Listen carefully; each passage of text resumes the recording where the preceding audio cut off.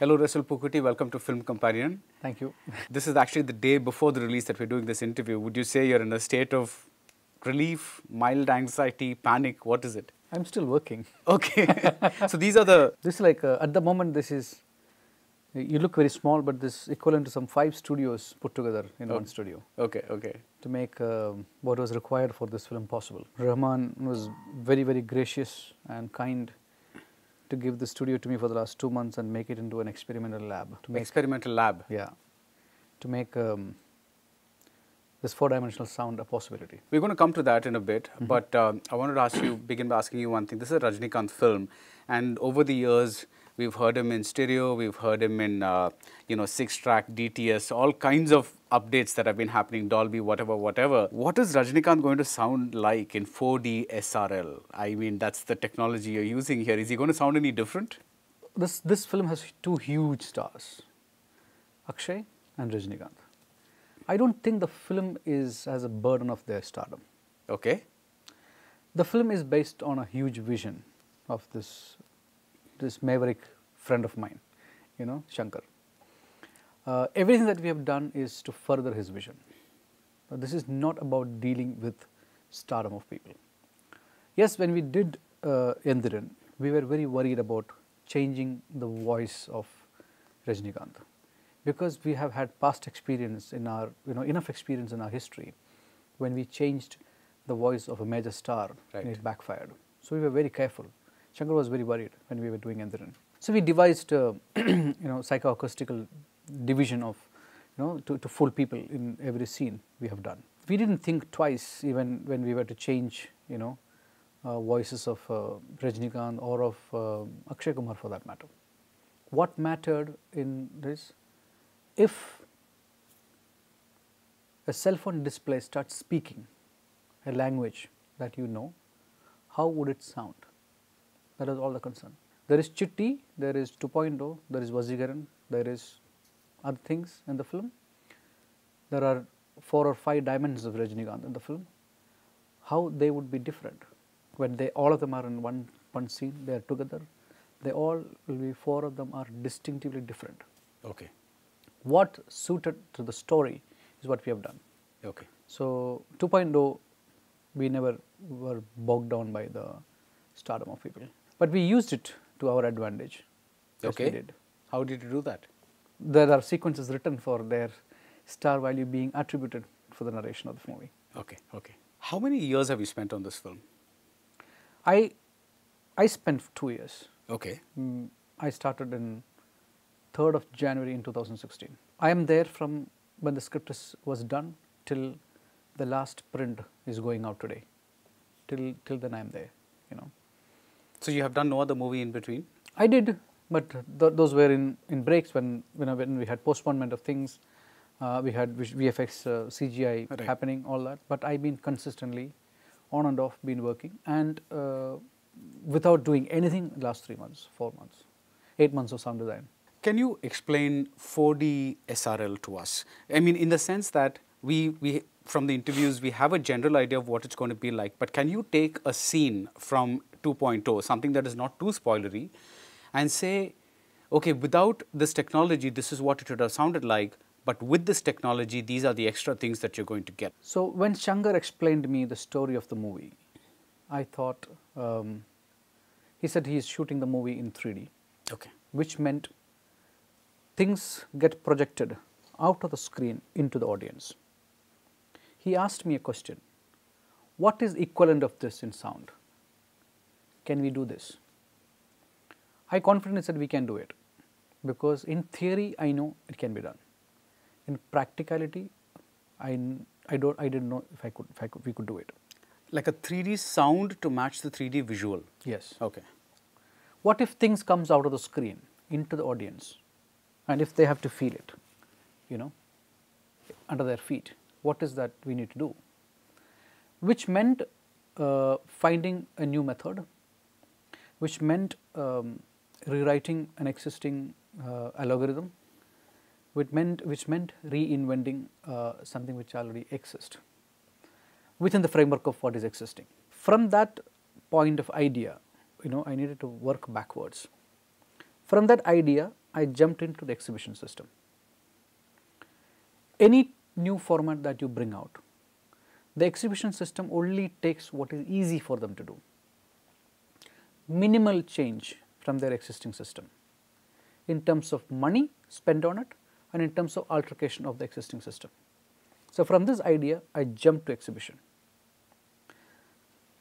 About 1 year of research, I have sort of narrowed it down to a system where what is not used in a Dolby Atmos framework, for example, or Auro 3D or ImSound or any immersive format that was existed or existing at the moment, what is the least used element in that? Pull out that least used element and change it around. Can you give an example? Like in a in a Dolby Atmos room, there are 128 outputs that you get, which means essentially about 65 stereo channels of reproduction happens in a room. So, in a big room, something like a 40 to 65 speakers distribution happens in a room, in a normal theater.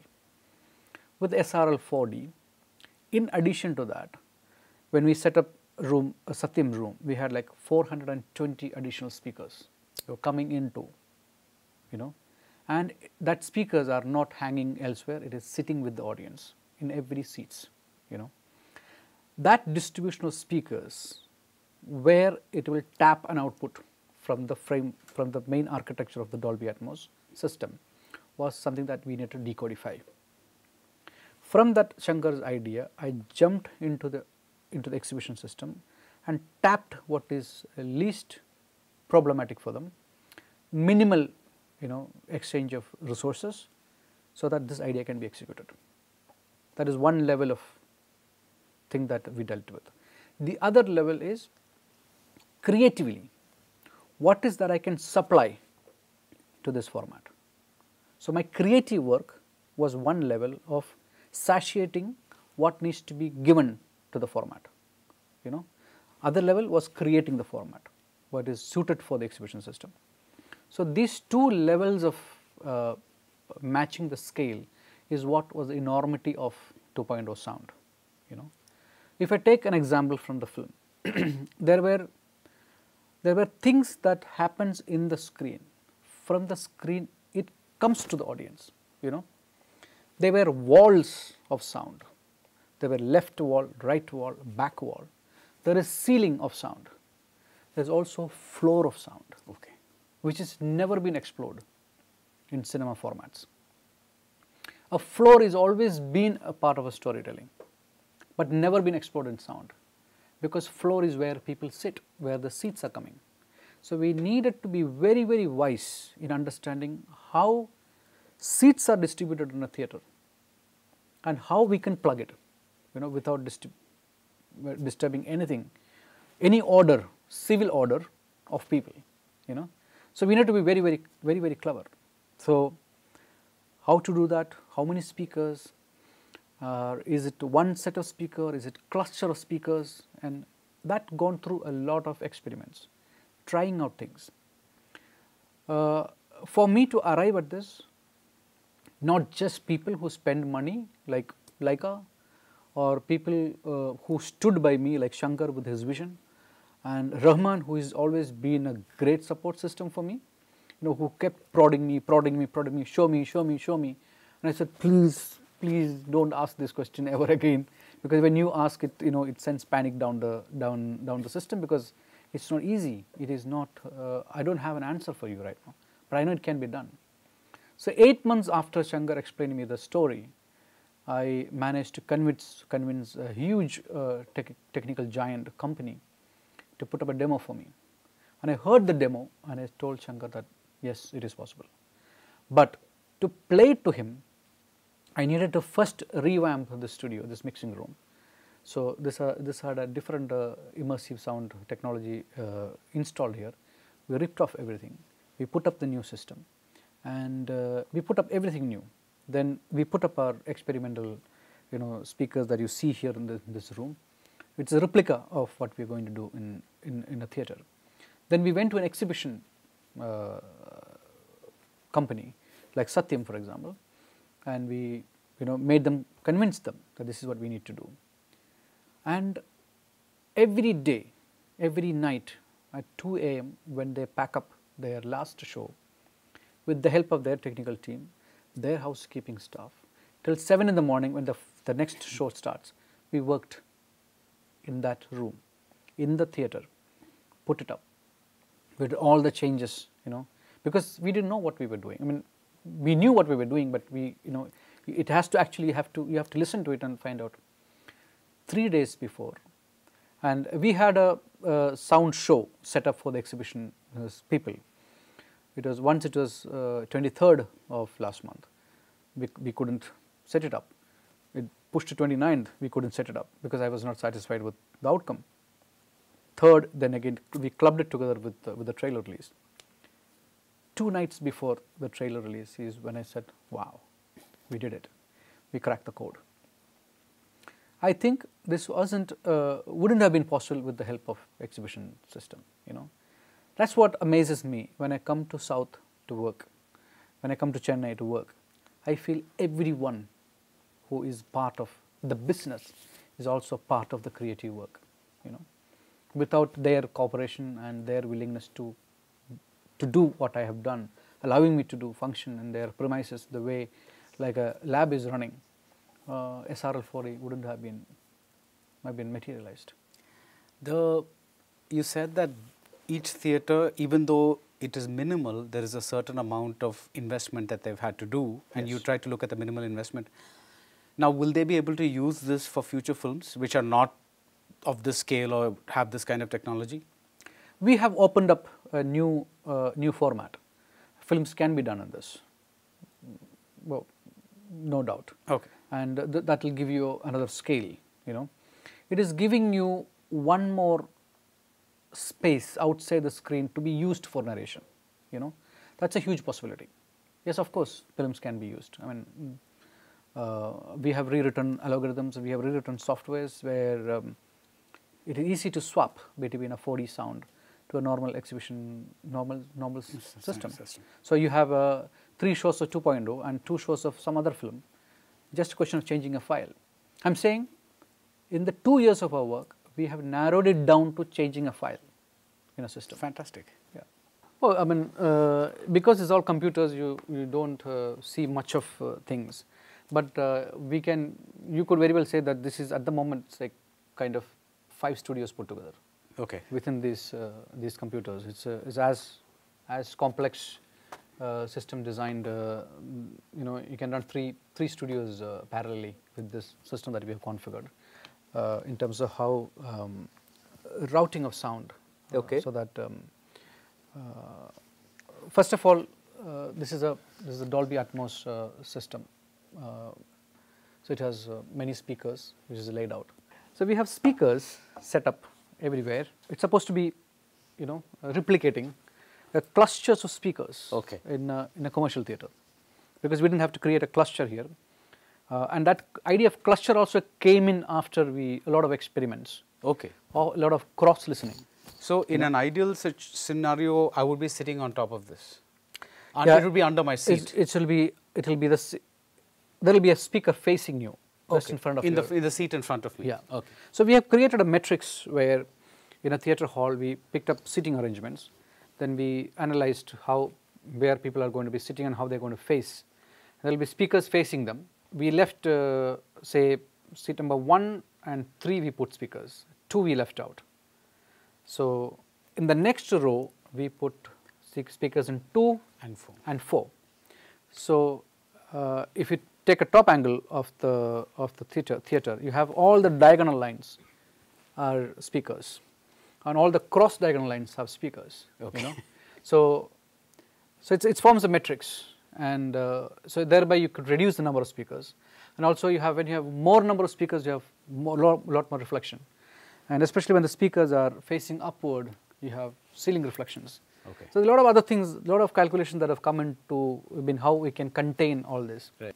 So we created this so that we could feel the extension of screen space into the audiences where the audience is sitting. Right. That's primarily been a huge challenge, and we need to reconfigure systems for this so that we can cater to this. This console is from UK. This is a more than $1 million console, and this console itself have to be reconfigured to accommodate how all the sounds goes in and goes out and come back to the systems, and so it gets recorded in the existing format, no problem. Everything, pick of a button, you have like all the standard formats available, we can send it out, and we have these additional formats embedded in the same format, in the same immersive 3D format. We just have to make a little bit of tweaks. So just simplifying to that level required a great deal of research and work. What is the difference between designing the sound for a regular feature film, let's say Slumdog Millionaire, and something like with so many visual effects, where practically every scene has a visual effect component to it? What is the basic difference? See, every film has its own challenges. When I did Slumdog, probably the best compliment that I heard about Slumdog is people have come up to me and said they could smell Bombay. And I think that came from the sound. Because the sound was distributed so well and so good that you could smell Bombay, you know. So it wasn't an easy proposition. When you do a film like 2.0, where it is completely based on computer graphics, major share of the film's narrative is based on that. See, you could do some of the most arresting visuals in computer graphics, but if it doesn't come across to the audience as closer to life, it doesn't work. It gets alienated. That's where the sound component. That's what the sound comes in. The sound makes it believable. Can a cell phone fly from your hand? In a possibility of real life, it's not. But in the film, you believe it because it flies with a force, you know. So we made it believable. Every sequences in the film, we have done sound in a way that the audience doesn't question it. Defy your logic is the biggest thing that sound does, you know. Sorry, it doesn't defy the logic, it find an order in the logic is what we do. And I think we pretty much managed to do that in 2.0. Is there any live sound component in this film at all? Yes, main climax of the film is we shot it in the football stadium, and Akshay Kumar's house in the film is pretty much live because we had like hundreds of birds, rare birds that they collected from all over India and abroad. They brought it together into a house, and we made a house which is full of birds. I couldn't have recreated that, so we had to bring in live. So that's what, when Shankar finds it, okay, we can't get it done, so he will make a call to me and say, okay, I'll just fly down, you know. So if I go there, I record, and a lot of other elements, like there's a major sequence in Tirukundram in the film. All those sequences, I went back to those locations and recorded. I smashed many cars in the film to record the authentic sound effects for this film. So yeah, there's a lot of live elements in the film, and at the same time there's a lot of recreated stuff. Right. A lot of electronic elements in the film, a lot of graffiti defying stuff in the film, which we have done. To me, end of the day, it's all believable. And end of the day, this film has a story that is very, very relevant globally, and everything that we have done is to satiate that one point. Why do so few films in India use live sound? This is a question that you should ask the makers. Okay. Now, are you subscribing to a filmmaking culture where you treat your actors as mimers? I don't. I wouldn't want to be part of it. Are you subscribing to a filmmaking culture where you treat your audience as fools? You go to a Michael Jackson concert, and if he comes and do lip sync, would you take it? You wouldn't. And why would you do the same thing in a filmmaking? Why wouldn't you record when your actors are performing? When you are not doing it, there is no truth in it. Any kind of dubbing for me is taking away the truth in the performance of actors, and you are not respecting their, an audience's feeling. So fortunately, about 95% of work that I have done has been live sound. When I began working in the industry, when I was propagating the idea of sync sound, less than 2% of film was doing live sound.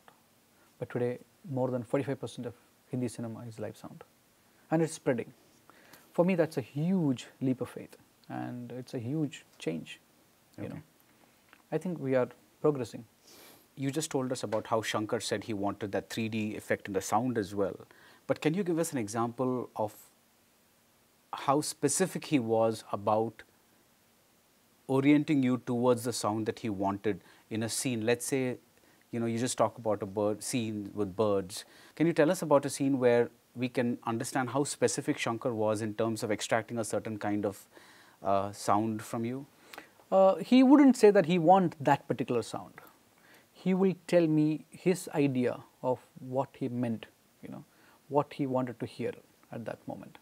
For me, the most challenging sound in this film is not the big sound that I have created, you know, the big larger than life explosions that is in the film. For me, it was one small simple sound of a sparrow dying. He told me a bird takes its last breath. He wanted to hear the last breath of a bird dying, you know, like the way human takes the last breath. We never seen how bird dies, you know, we have never seen them. The population of birds in this whole universe is more than double the population of humans. You see human dead bodies lying around, you know, in every hospitals, and you see it every day. Have you ever seen birds dying around? We don't see them. Yeah. Actually, we don't know how they die. One anecdote I heard from an ornithologist is that they know when their time comes, and they fly up in the sky and they vanish. That's how they die. It's like the elephants, when they know when their time comes. So they walk into the deepest of the jungle and they die. You don't see them. You know, every living being has that. But in cinema, we had to show it. And for me, the most difficult sound was to make that one bird die. And when it dies, every audience's heart will bleed. And they'll start thinking what we are doing as humans. So the tagline that says, the world is not only for humans. Is this the biggest budget that you've had for sound, or have your Hollywood films been bigger? I wouldn't say that. It depends. See, again, we have to work within our limitations. I would have liked to have more budget so that I could do more elaborate things. But this is quite satisfactory, you know, from within the spectrum that we had. When we did Endiran, I had done a lot of work in Hollywood, a lot of execution that I have done in Hollywood. But I can tell you, everything is done in India. In my studio in Bombay, and and here, you know, the place that you're sitting now, everything is done here, except for a few Foley sounds which I work with some of my, you know, conscience keepers in Spain. Apart from them, everything is penned in India, everything is created here. So for me, it's truly a make in India proposition. Because of budgetary limitations, a lot of people use library sounds. What has been your experience when working in Indian films? I mean, in this film, let's take 2.0. How much of it is sound that already existed that you had to reconfigure and, you know, maybe use, and how much of it is brand new that you created, like a percentage kind of thing? I would say 60-40. Is 60 is what you did? Yeah, 60 is what we did, what we created especially for, maybe more. Library, the libraries exist, you know, 99% of films uses library. I also use library, but it's not about,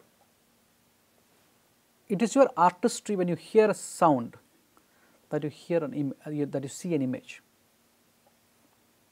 When you hear a sound, you see an image, and that image is what you are putting it together. So it is nothing wrong in using library. You know, you can use one sound for, you know, one thing, and the same sound you can use for something else, because it's all about convincing an audience that that is the best possible sound for that moment. Right. There couldn't have been anything else. Whatever you do to achieve that, I think it's all sub maaf hai. But I believe that every film has a signature, you know. I go out and record for every film that I do, because every film demands that from me. So in that way, I would say this is, you know, we have created a lot of sound that didn't exist, and we also sourced things from some other context and put it here to further, you know, what we thought is logic. The sound that you design, it's in tandem with the background score. And in Indian films and mainstream films, there tends to be an emphasis on the background score. It is no more background score; it's foreground score. It's foreground score. So, is there any difference? Let's take the background score and your sound for Endiran versus 2.0. Is it a similar kind of balance, or did you find the process had changed with Rahman and you when you came to this film? Actually, me and Rahman has been working in a very different fashion than everybody else is working in the industry. When I start designing sound, I'll supply to Rahman, so he hears what I'm doing. Then he score over it, you know, so that it doesn't clash each other. It's not fighting for spaces. And the film required a very big score, so he had done a lot of orchestral recording. So we needed both to go hand in hand. We have sequences where sound is predominantly taken the story forward, and at places we have given it to music to take the story forward, you know. So that idea of balancing, myself and director sit in this room and we hear everything together, we take that decision. Okay. That's predominantly driven by the director's vision, you know. It is no Rahman, no Resul exists there, you know. It is what takes the story forward is what exists there. So, and I think we have found a great balance between the two. You said in an interview about 2.0 that mainstream cinema is afraid of silence, but that's not the case here. Can you explain what you meant? Because we are wrongly understanding silence as a sound. It is not a sound. It is something that you arrive at. Is the filmmaking or the film that is coming to you, the narrative of the film is offering you is that possibility of arriving at a state of being silent, you know. Maybe most of the mainstream cinema is not letting you do that, you know. But we found that, we found spaces like that in 2.0. For me, silence is a landscape. Sometimes I build so much into that landscape that you don't see the landscape. Sometimes I remove things from that so that you get a sense of the landscape, you know. I sculpt in time, because sound is something that is not tangible. You can't touch it. Right. So it is a temporal element of a film. So I am always sculpting in time, and in time, sometimes you sense the landscape.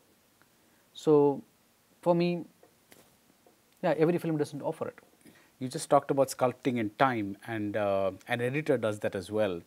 I wanted to ask you about this. It's when an I think an editor's work is a blink of an eye. Right. No, what I meant to say is that an editor works in a movie in bits and pieces. So very few editors can see the movie as a whole, the movie that they worked on, and sit back and relax and just watch the movie as a whole, because it's always comes back to them in bits and pieces. So as a sound designer, how is it for you? Are you ever going to, like when you see Endiran today, are you able to enjoy the whole film, or is it always like a bits and pieces kind of, oh, I did this work here, I did that work there? Is that always that kind of a thing? No, I forget what I have done. Sometimes I feel I feel like going back and changing it. If I get an opportunity, I would change it, you know. What would you change in Endiran? I mean, see, I have grown as a person in the last 8 years. So that probably that wisdom comes into it. I might, you know, I could change, I could do better, I feel that. But predominantly what takes you is what is in the film, you know. It's not the techniques that is driven by it. If you ask me, did I see 2.0 the way it is shaped up? Yes, I did see that. Okay. You know, you see the whole and you break it down the parts, and your job as a craftsman is to find the whole in the parts, and you find the parts in the whole. Okay. You know, so that's a synthesis, and every film goes through that. Okay. Finally, your most memorable take away from 2.0?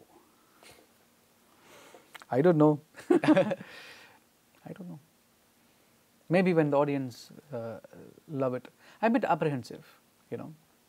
I'm a bit apprehensive about how people are going to take this film. I worry for Shankar, because some of the best work of some of the biggest artists has never been accepted by people. So I have this fear about this film, and I hope it is accepted by people. You know, I would want people to accept this film, because this is a very, very decisive film for Indian cinema. If you look at what has happened in the last decade, how business has changed in the last decade. When Avatar was released in Indian cinema, it took away 62 crores, 65 crores from Indian market. And the Hollywood studios watered down their sense of technical standards and opened up Indian market. And when it came to Fast and Furious, they collected 100 crore from Indian market. When it came to Jungle Books, they collected 220 crore. You have to understand, they are taking away the resources of this country without spending a single penny in the making of those movies. What is the responsibility of we as practitioners of cinema in this country? We need to counter it. We have to make films that will stand tall against this cultural invasion. Because today's people have first-rate, first-hand technical savvy content available on their palm. There are kids, my own children at home, they will run to a Marvel film, you know, and so is everybody else's house. They will look down upon the films that we make. They are still running around the trees. We cannot capture the imagination of our own people if you don't change our attitude towards making films. And I feel it's a huge responsibility of the practitioners of cinema today. If you don't wake up to this reality, our cinemas will be conquered like the way the French cinema is being conquered by the Hollywood films. Chinese has countered it by allowing only 20 films a year. We are a marketing economy, we are a democracy, we cannot do that. Unless and until we counter it with better content, better vision, better technically savvy movie. That is the sanctity of 2.0. And if we fail at it, we have a danger. I hope that never happens. I hope too. Yeah. I hope too. That's why I said I worry for Shankar. I worry for people like Shankar who want to take Indian cinema to a different level and sustain our cinema. You know, it's a huge responsibility. And not only on Shankar, on every film-going audience, right. Every audience who is going to watch this movie, and to sustain Indian cinema, you have to sustain film like 2.0. Thank you, and I hope that it happens. Thank you. I hope too. Thank you very much. Hi, I am Resul Pookutty. You're watching me on Film Companion. Please subscribe Film Companion South.